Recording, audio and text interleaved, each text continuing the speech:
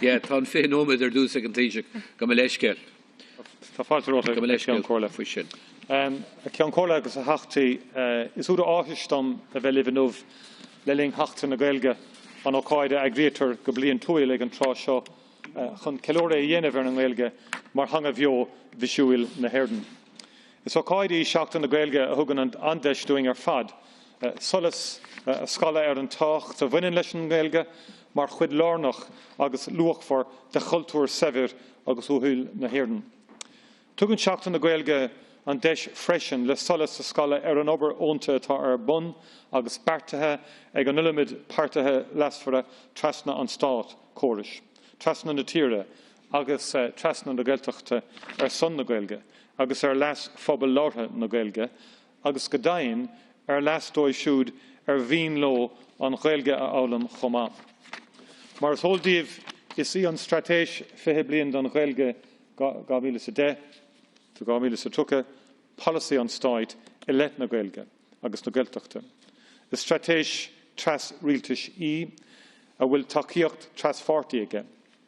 Ar bhatha le dlúsa chur le feimnú na stratéise ag úsáid chur chuige cúntasach agus tréhearcha Fáil siach plan gníomhachtaí don Gaeilge i mí meitheamh 2008 tar éis sé bheith banathe ag an rialtas ag an trá sin.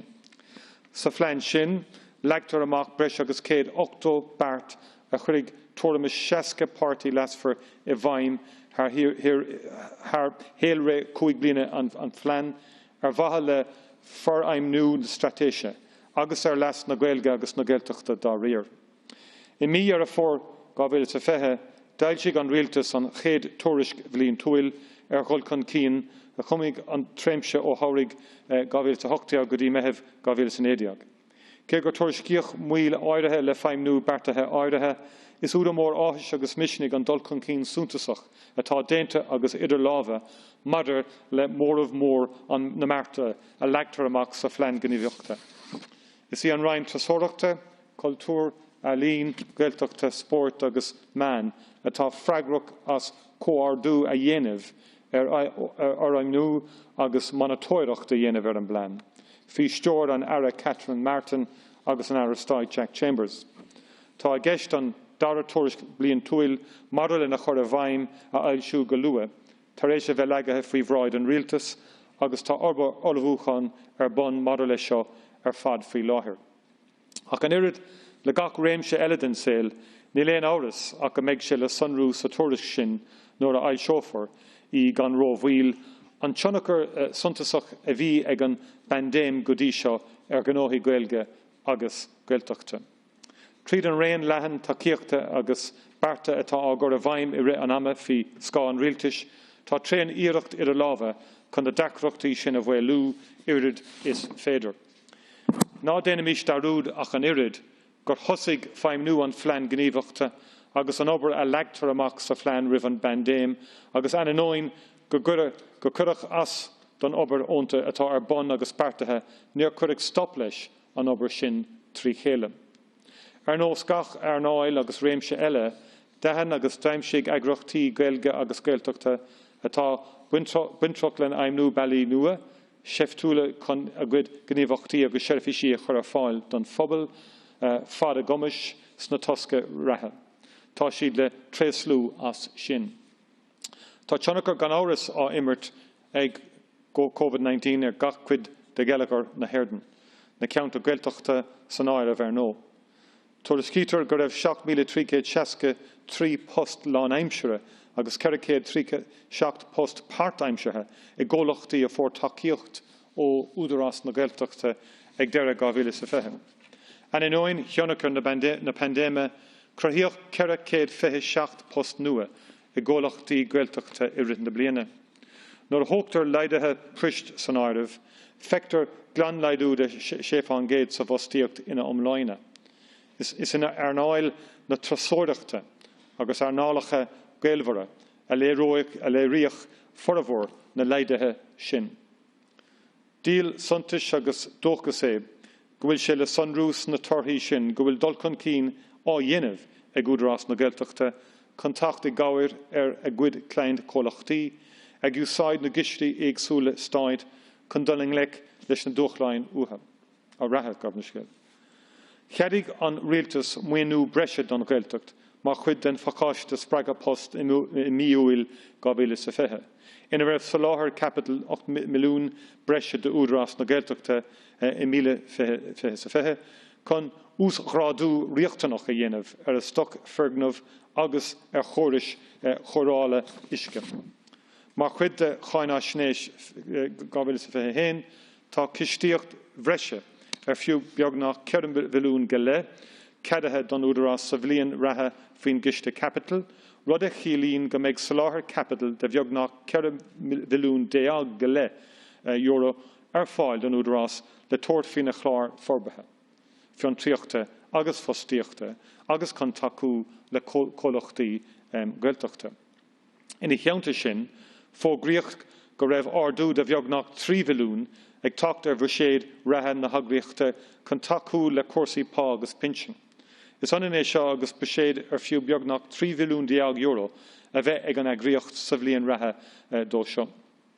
Na chuis sin tá soláthar méideathe de 700 míle fógartha I dro beséad muoinethe na gcóga chumann agus cuistí forbathe pobl Gaeltachta atá faoin steoir mar oras stáid rud a chilín go bhfuil beséad omláin de 4 milliún go 4.75 milliún dó seo sa bhliain ratha. Tá an túdarás ag don inglec leis na dúchláin ratha agus ag obair as láimh a chéile le ranna rialtais agus gníomhaireachtaí ábhratha eile.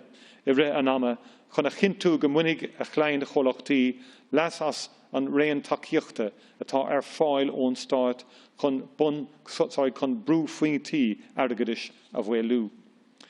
Bíonn siad ag obair go dlú le fion tríocht éireann chomá, le cintú go bhfuil scéimeanna takeíochta an áras stáid sin áil agus Fáil do gnó lachtaí Gaeltachta go ddéireach tríd an údarás.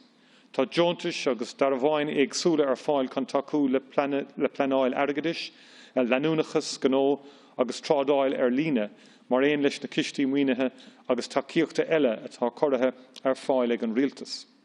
Ina Jontas sin, is féidir le gnó lachtaí beaga fud na Gaeltachta, iiritas a dhéanamh an Jontas atosathe fina bhfuil muoinú breise corra Fáil ag an rialtas tríd na húdarás áitiúla.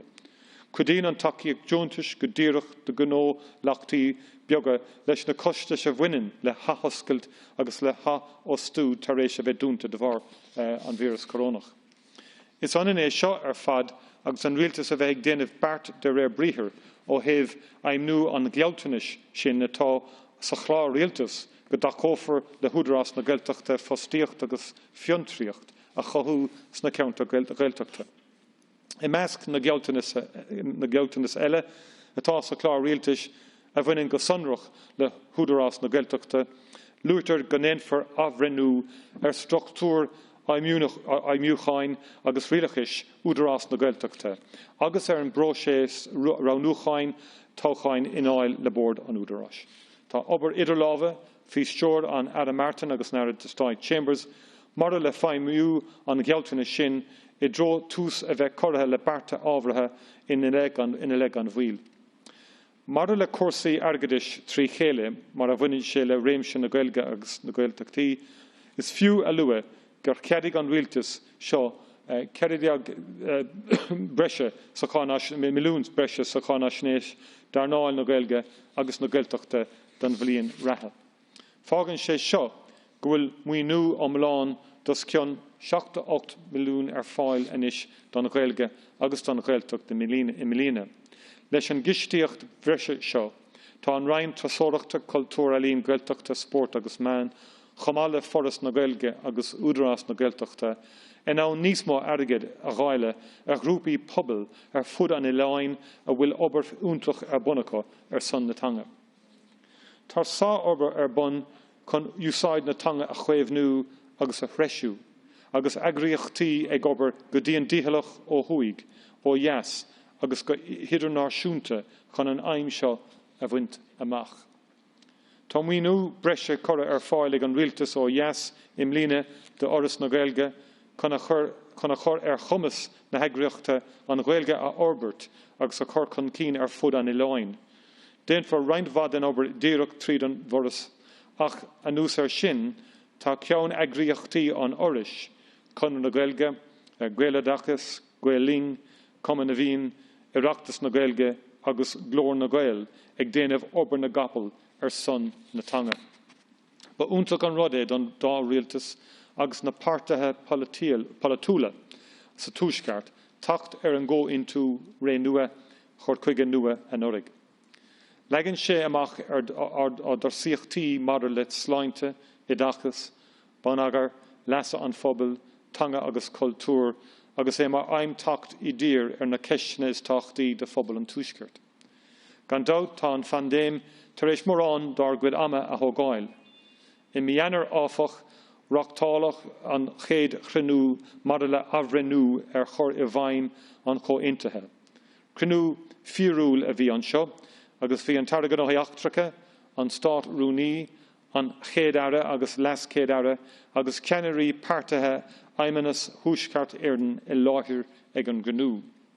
Gheall na páirtithe go léir a diomantas leanúnach, madidir le chur a bhaim ré nua chur chuige nua. Madidir le tanga agus cultúr tá sa láthair san ggó aon tú madidir le reachtaíocht an Gaeilge, ag tuairt aitheantais don na cultúr agus tradiisiún éagsúla sa túisceart.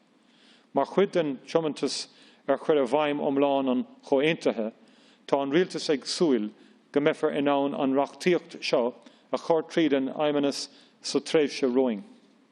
Tá rialtas na hiarden dírithe chur a bhaim na diomantas a rinnemer madidir le seo, tionscadáil a racaigh chun lesa an phobal fud an Ileáin, tríad nasc níos láidre a chrathú, idir an túisceart agus an deisceart, tríad inistíocht I régiún an ír thuisceart, agus a measc na bobbal timpeall an teoring, agus trí hacaíocht a chóirt an Gaeilge sa túisceart bhaithe le takeú leis an ámhaointeras ann. Mar zól de chách, I ggó réir le hacht na Gaeltachta 2012, tá próiseas planála tanga bun faoi láthair sna limistéir planála tanga Gaeltachta, sna balta seirbhíse Gaeltachta, agus sna líonraí Gaeilge faoi láthair. Tá an próiseas seo ag tacht faoi bhlá anois. Cuireadh sa láthair breise de 1.3 milliún Fáil don próiseas I muséad 2021, rud a ágan go mbeidh €2 milliún in omláin Fáil don próiseas im líana. As an fiche sé limistéir planála tanga Gaeltachta, tá planathe do scór acu fréifreanéis agus tá fédó ifigigh planála tanga agus ifigigh cúnta planála tanga ceapathe agus ag obair sa phobal. An ús sin tá an chéad ifigach planála tanga a bheith chur plan tanga I bhaim I mala seirifíse Gaeltachta ceapathe de letar ceann le déanaí.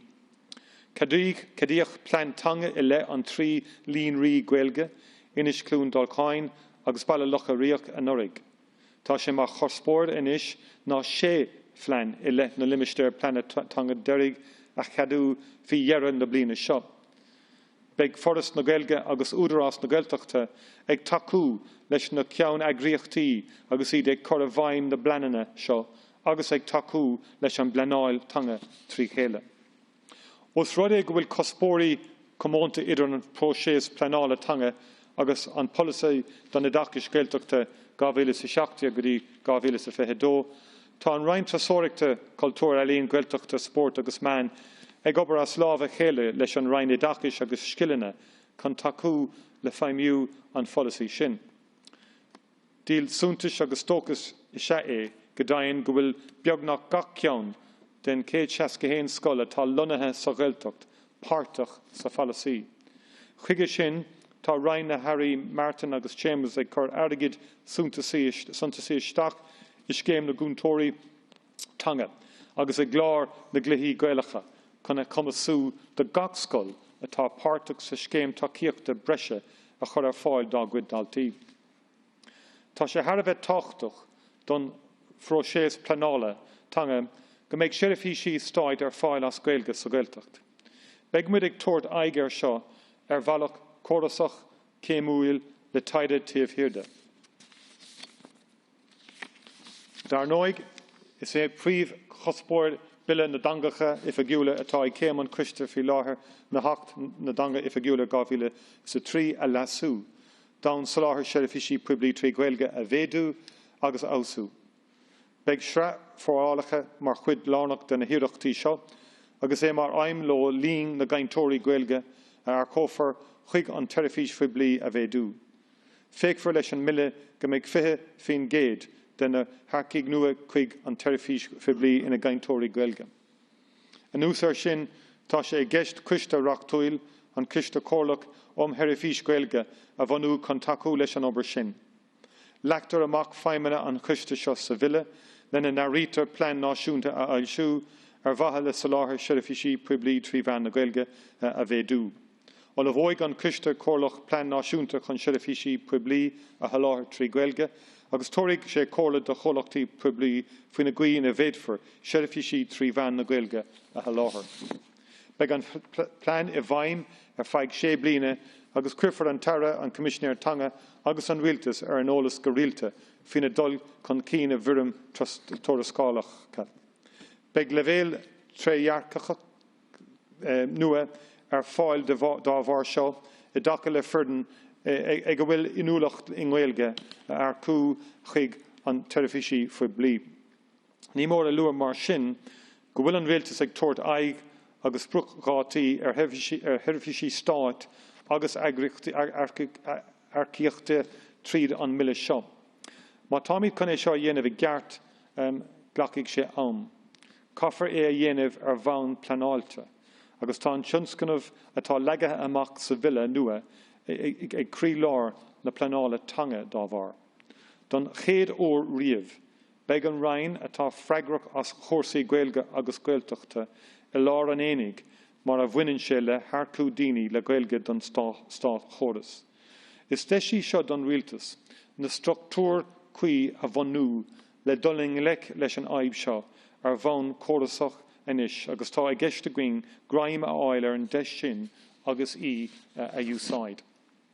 Bhálam déirú inis ar stádas na Gaeilge san Aontas Eorpach agus midig ceiliúra an Tanga tá sé únta go bhfuil mid in ann deisina fostíochta d'ard chaighdeán a chruthú I grílár na Eorpa. Tá sé anhachtach do rialtas na Hérden go mbeidh an Gaeilge ina Tanga ibre omláin in institúdaí an Aontais Eorpaigh agus tá muid tiomanta de dhearra a chur leis an mhuilú ar a hiúsáid únta. Tá gealltar sa stratéis fiche bliain don Gaeilge 2010-2020 go dóradh rialtas na Hérden gach tacaíocht agus cúnamh don Aontas Eorpach chun an cinenne mara leis an Gaeilge a bheith mar hanga ifagiúil agus ibre san Aontas a chur a bhaim. Mar éon le gach Tanga tá úsáid na Gaeilge ag levéil ifagiúil mar chuid lárnach den na hiireachtaí atá ar bun chun a chintú go mbeidh an Tanga in úsáid I measc na glúnta atá le tacht in ár níag. So chuigh seo ba chinne ríthachtacht don Gaeilge é deire a chur leis an mhuilú I 2022. De bhar an chinnig seo tá deisina ar fáil de chaintóirí Gaeilge san Eorp. Áit a méid fostíocht d'ard chaighdeán ar fáil dóibh, tá an spruc sin beagnach lingan isis agus is cúis áthais dom go raibh 138 duine ag obair le Gaeilge sna institúdaí Eorpacha ag tús na bliana seo. Agus minic breithnú chun Taoisigh is gádúing ar fada aithint go bhfuil údar suntasach dóchais ann. Tá dheacra agus tá gúslání an ré ina bhuilimid ar fadig mar achtáil fi láthair, tá dóchas os ar gcóir amach ag bun na spéire. Déantar rianú ar an gosán chun Taoisigh sa phlean nua mara le COVID-19 a fáil siach an tachtain seachata. De bhar na hibre tá ar bun fi láthair ó ceann na tíre mara le dáile na vaccíní, beg sí feite ag níos mó agus níos mó daoine de réir mar a héin rudí ar aig. Pobal na Gaeilge agus pobal na Gaeltachta san áireamh dar nó. De thoras sin agus gach rud eile atá ar buna going mar phobal, ní fada uing mar phobal léithinte níos fearr. Go raibh míle maith agah. Mágad sa híise go mid a reigenis go dtí na caintóirí eile inis ó sin féin cloisiid ón teach de Mary Lou MacDonald.